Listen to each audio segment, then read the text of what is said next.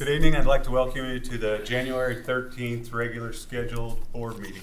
With that, would you join me in the Pledge of Allegiance?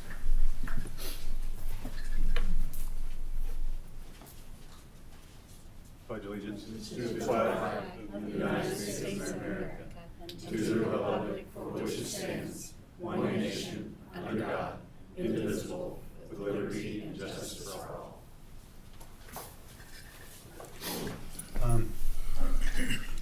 With that, moving forward, I'd like to welcome new board member. If you guys don't know, Evan Dean. Thanks for joining, and look forward to serving with you. So with that, we'll move into approve the agenda. Can I get a motion to approve the agenda? I move that we approve the agenda. Second? I second it. All in favor, raise your right hand. Okay. I think that takes us right to the public forum, right? Well, No, the consent agenda, I'm sorry. Any discussion about the consent agenda? Can I get a motion to approve the consent agenda?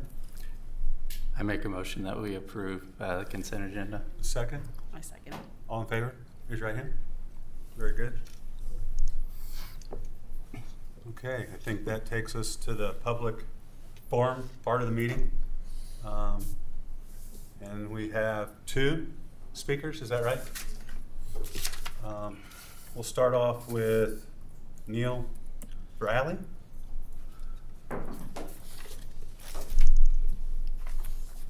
Good evening. My name's Colonel Neil Brawley, United States Army retired. I'm a Tonganoxie resident. On Friday, 10 January, I observed 3 unserviceable flags, Tonganoxie High School. I found 2 unserviceable flags at Tonganoxie Middle School today. I might note that it looks like the high school flags have been changed today. But that followed an email I sent to the superintendent on Friday. Never got a response back. Living in Kansas, it's a necessity to replace flags frequently due to the strong winds. I find it troubling that I should have to inform the USD or any member of the school board or district that your flags need replacement.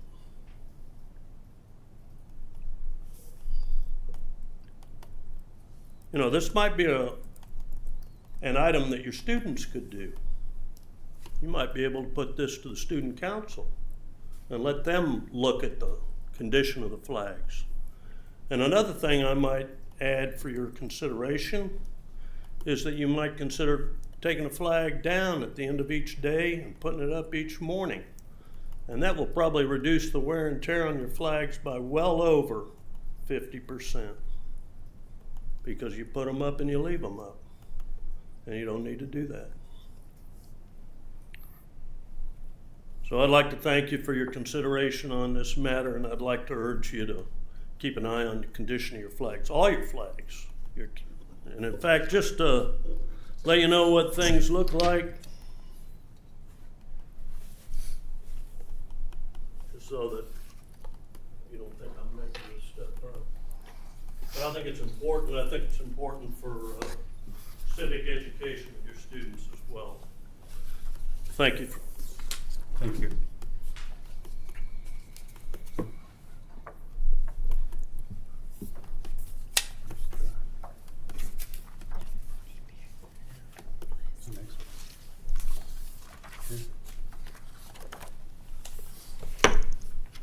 Okay, I believe the next one's Matt Wilkie. Is that correct, with the Methodist Church?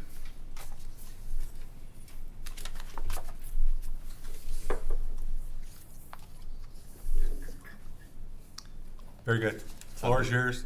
And I apologize, the presentation is not directed directly to the board members. It's not question and answer session. 3 to 5 minutes. I will extend the time for 5 minutes for you to give your presentation. It's all yours. Members of the board, my name is Matthew Wilkie. I'm the pastor at Tonganoxie United Methodist Church. I'm also the president of the Ministerial Alliance here in Tonganoxie. And so I just want to begin by thanking you all for your public service and Mr. Feldkamp. He's an excellent leader and superintendent. I'm here tonight because our church was denied temporary use of a public facility, the PD room, by our board leadership. We made this request to gather for Sunday worship services while our building is being renovated for a few months so it can become ADA compliant. Typically, the board empowers our superintendent to make such a decision through policy. But in this instance, Mr. Feldkamp was advised by board leadership to deny our request on the grounds that we're a liability to the district as a religious organization. I believe this violates our district policy. As you can see in our facility use agreement, which Audra kindly passed out to you before, you can read in the facility use agreement for outside groups, Guideline 2 clearly states that the district does not discriminate on the basis of race, color, national origin, ancestry, religion, or otherwise. When we applied, our church had every reason to expect equal access, as is the common practice in Tonganoxie, very common in the state of Kansas and across our nation. In response to concerns about liability, Guideline 2 also states that it, the district, complies with all applicable laws and regulations prohibiting such discrimination, and it expects the renter to comply with all laws and regulations as well. It means that every law you must follow, we are required to follow while renting a public facility. This policy clearly allows our superintendent to deny a hate group or other kind of group you may not want in the public facility, but approve a trusted community partner like a local church. Guideline 8 states the renter is responsible for the appropriate behavior of his or her group. And of course, all outside groups are financially responsible for any liability. Every concern that I've heard about my church being a liability is simply unfounded. Our schools are utilized by many outside groups, private leagues, rec teams, nonprofits, and even other religious organizations currently, like the YMCA, the Young Men's Christian Association that meets in the elementary school. And yet the PD room remains closed to us. The inconsistency of this, unfortunately, creates a perception that our district does not follow its own policy, bringing great concern to our town's clergy and churches. And so district leaders, we ask you to follow district guidelines and to grant us equal access. If the board intends to change policy, they must do so first if they should expect our superintendent to enforce them. And if policy revisions are needed, we ask that you do so transparently and in partnership with our community leaders to ensure that our schools are adequately protected, but also equal access remains. And so district leaders, everyone here that's come out to supports you. We have your back. We're your base, especially when it comes to revising policy on sensitive issues. But we ask for you to do what's right and to uphold our values. Since our superintendent has deferred to the board, we ask for just a clear decision based on consistent application of district policy. Thank you. Thank you.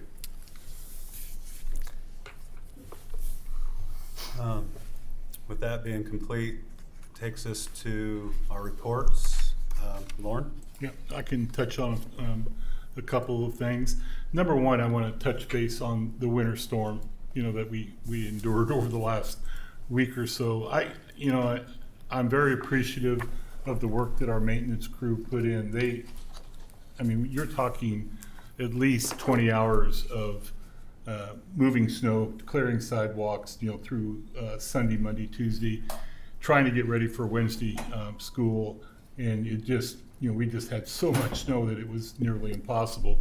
Had school Thursday, and then of course had more snow on Friday, which simply didn't have a lot of places to try to move snow. But it was tough. And like I said, we want to make sure that everybody knows, and I think the board knows how hard these people work to try to get everything opened up. There was a lot more snow than any time I can remember being a superintendent. Have to go back to when I was a kid, I think. Last time I saw 16, 17 inches of snow. I do want to address real quick to the Colonel. I want you to know that I did take your email and forward it to my maintenance crew immediately. And I think you will, if you don't know me, and I know a lot of people in this room know me, you won't find a superintendent that is more patriotic than I am. And so I take that very seriously. We couldn't get the flags down, they were frozen. And so that's why today was the first day we were able to put new flags up. So I take it very seriously. I just want you to know that, sir. And it's not for disrespect at all. It was circumstances, and a lot of that was based on the weather. Hope you understand that. Should I have replied to you? Yes, I should have said, look, sir, we're going to get on it as soon as possible. So I want you to know that. So they're going to be replaced. Okay. Okay. Secondly, in reference to the church, what I would like to say on that is that the reason we denied was based on our lawyer's recommendation. I think I was pretty clear on that with my correspondence with Pastor Wilkie.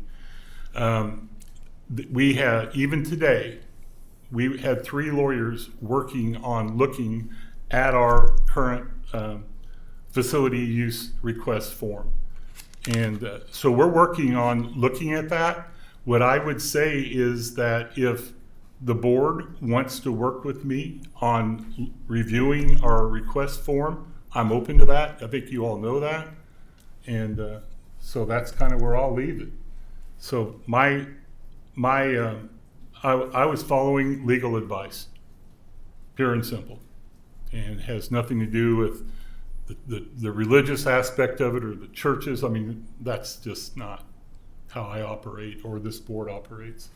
So that's my 2 cents on the speakers tonight. Yes, I'm sorry. Well, I mean, in terms of the facility use policy, do we have any other schools that we could, if we need to get our policies to a certain level to cover our risk? What we found out is that schools that do allow it are going against the recommendation of KSB. Pure and simple. I mean, so there is the possibility of rewriting our policy with more direct, those that can use or couldn't use, but then you're opening yourself up to a lot of further review of who you're not allowing to use. So I think the best step forward, Ryan, would be for us to continue working with our lawyers on what that would look like and get some feedback from them. I understand. Full disclosure, I am a member of the TUMC Church, so I might have a conflict of interest, but partnering with our local organizations and finding a way to try to make that happen, on a temporary basis, I think would be just good civic partnership that we would want to try to engage in if we can get to that point. I understand if there's a risk out there that we need to get shored up, we need to work through that process to make that happen. So I appreciate you reaching out to the lawyers, and I want to make sure the district is covered as well as That's our goal. yeah. I agree with Ryan. I don't think I've seen anything from the attorneys that says why they don't recommend. I just received it just a few minutes ago. I Okay. mean, they're final, so I can share that with all board members. Okay. Well, I was looking at some stuff, because I had some concerns also, but I was looking at the Kansas policy on public use, and what I see is, religious groups have the same access to school facilities for assembly as other non-curricular groups, and we can't discriminate against religious groups based on any. Our lawyers would dispute that. Well, this was It- came right off of the school Kansas policy on public use. Right. What I use and follow is KSB lawyer advice, and so that's and we went over some of those things, and so Okay. they didn't always agree. So, based on the knowledge that I have of this matter, sounds to me like partners of the Methodist Church, members of the district need to form a committee, and we need to try to work through this situation. Then it would be a vote, Well, and be put on an action item for a vote. what I think would be the best process forward is for the board to work with me on what that verbiage looks like. Okay? That, I mean, because it is board policy, it is, you know, the facility use policy. I think the board can work together on that. I'm sorry, but I think trying to get too many outside identities or, you know, involved is probably not the board's best interest, and that's just the recommendation that I have. I think it's an internal committee that would work on this. Yeah, it sounds reasonable to me. If members of the board want to be a part of the committee, I guess, Yeah. reach out to Lauren so we can try to expedite this. Might not be in the time frame that you folks are looking for, but I would tell you that Lauren's willingness to get a committee together and get to work on it, I guess I can be supportive of that. We've already started work on it. Okay. I think going forward, and this could be part of the committee discussion too, is either we're an open school and we allow people to come and use our facilities, and that includes the wrestling and basketball things that I see here, or we're a closed school district and we don't allow anything here. So we wouldn't allow the wrestling, the basketball, religious organization, we wouldn't allow anything. But right now we seem very open because I see a lot of things happening here on the weekends. There's a separation there that we could talk about from our KSB lawyer's viewpoint. That wouldn't probably agree with all of that. To your point, Stephanie, though, I do think that that's one benefit of being in a smaller community like a Tonganoxie. And I think that's one reason why a lot of us choose to live here, you know, so. And I don't disagree 100%, but I also know it's our board, and it's Yes. our place to represent the school district Agreed. the best we possibly can. But I want to make sure we got protection in place for both parties involved. I agree. That's where I feel like the committee could come to some sort of resolution to get this moving forward. Mhm. And I so, think that's reasonable. so if there are board members that would like to work with Tanya and I on this, please let me know as soon as possible and we'll get something lined up. I think that's good. Next, are you finished, Lauren? Yes, I am. Next up, Tanya. No, it's fine. Okay. All right. I just have a couple of items for you this evening. Calendar committee update. We had a survey that was sent. We'd come up with 4 drafts and we sent a survey to all staff members on December 2nd, and they have through the month of December to fill out their survey. We are going to meet one more time before the next board meeting to talk about the results of the survey, and then the calendar committee will bring their recommendations to the board at the February meeting. Then next you see the Success Center.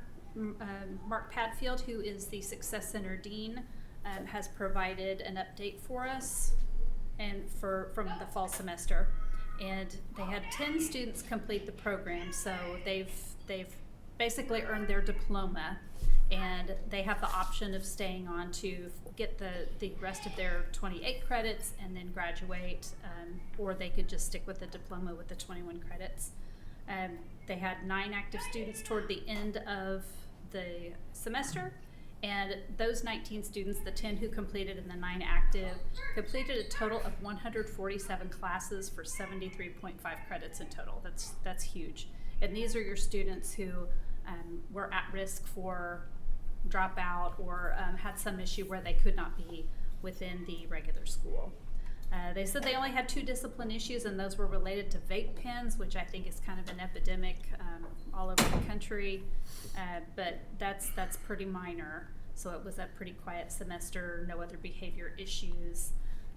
are starting the spring semester with 11 students, and that always grows in the spring semester based on how the students did in the fall and whether they will be transferring over to Success Center. So we all believe, I know Mark Padfield believes, and we all believe it's just been a very successful program for our students who need that, and I'm excited to see how we grow again. We've done really good things for students over the past year and a half. And that's all I've got. To that, have we had, this will be kids going to participate in walking in graduation? Do we have any confirmed? We have some from last year. I can't remember how many there were. There may have been a couple. I'm not sure of those 10 who finished in first semester if they're going to stay Walk and and complete those 28. To get your diploma in the state of Kansas with this program, you earn 21 credits, and that's like all your core classes and the few electives. But Tonganoxie High School goes above and beyond that to require 28 credits. So with this program, if students complete the program, the core program, they earn those 21 credits, they can receive their diploma, but then they don't walk at graduation. Okay. But they do have the option, if they want to continue with us and earn the rest of those credits, they can earn the 28 and then they can walk at graduation. Okay. And we have had some do that. I'll have to find out how many of these 10 were going to do that. I was just curious. All right. That brings us to the action items. So, action item 5.1, approval of the additional warrant list. Any discussion or questions or anything for anybody about that? Okay. I make a motion to approve action item 5.1, approval of the additional warrant list. Is there a second? I'll second it. All in favor? Raise your right hand. Very good. Okay. Action item 5.2, approval of TES VRF repair. Little discussion about that. I think I'll let Lauren touch on that to bring maybe everybody up to speed, kind of understand that a little better. Yeah, I don't think all board members have been involved in the discussion we've had, but I think you all heard a month ago from Mitch Loomis what the situation is with the VRFs. This is an effort by Trane to repipe pod 3, to repair the compressor and to refit the piping on the roof, and then some of the piping in the hallways in area 3. As you see, there's a 5-year warranty on the work. Where it is our desire that this will be something that could keep those VRFs working for the next 5 years or longer. That's really what we're looking at. Without doing the work on the VRF piping system, we are at a great threat for the compressor to go down again, especially during the very cold weather. So, we're holding on right now, but they want to get started as soon as possible. They have everything ready to go. It's just a matter of final approval before moving on. I know several, Chris Bratton, Justin Sturgeon, we met with Trane. I think maybe Ryan was part of some of that discussion in one of our meetings. And they said this VRF3 was 30% of the issues that we had. Which that's what puts the pressure on that yeah. of that compressor. So it's very important that we get this work moving as quickly as possible. So, Any further questions or discussion? So I just want to make sure I'm clear. So we're just going to approve as presented, right? mhm, Okay. it's all ready to go. So with that, I would make a motion for approval of item 5.2, the approval of the TES VRF repair as presented. Is there a second? I second it. All in favor, raise your right hand. Very good. Okay, item 5.3, approval of KSB December board policy updates. Lauren, you want to touch on that a little bit? Yes, this is the December policies. They were not included in the audit that KSB did over the last year. And so they're waiting for us to approve these, and then they will timestamp and update our entire board policy. That doesn't include the facility use policy that's been referenced here here lately. So Tanya and I went through these and feel very confident that we're ready to approve these as presented. There wasn't any red flags, per se to change. So this would get us all updated and keep us moving on. Very good. Any questions, discussion? Okay. With that, I make a motion to approve item 5.3, the approval of the KSB December board policy updates. Is there a second? I second it. All in favor, raise your right hand. Very good. I don't think there's any need for executive session. Any general board discussion or possible announcements or upcoming dates of anything? The only thing, kind of reiterating, if anybody wants to work with Tanya and I, Okay. just let me know. We can. I'll join That'd be great. I mean, I would like there's to. two. So, Very good. okay. That's great. That's great. And so that we'll work on it. The only other thing I have is, sorry. No, go ahead. The other thing is if anybody wants to do the Finance 101 workshop, I have two so far that it's January 27th. I think it's the 27th. 27th in Topeka. It's an all-day workshop hosted by KASB, and if anybody wants to learn a little bit more about the workings of school finance, we got 2 people signed up already, but if anybody else wants to go, just let me know, and I can get you signed up. Do they offer those regularly? Your annual, yeah. Okay. So there is one, the one in Topeka is just an annual one, so people from all across the state come in. But they also do it via Zoom. And, Okay. they do one, and I'm not as familiar with that one, to be quite honest, but it is a 5 or 6 hour long Zoom meeting. Okay. So I'm out of town at the end of the month, but I'd yeah, like to do the one at some 27th, point. pretty sure is the date. Yeah. Okay. Any chance the HVAC stuff could exceed your authority and we would need a special meeting? I mean, that's a loaded question, I know, but everything Yeah. feels good about that. Feels good about it. Okay. Seems pretty solid. We've had several meetings with Train, and they never indicated that there was a possibility of going above. Okay. All right, very good. Anybody have anything else? Record time. Meeting adjourned. Thank you, guys.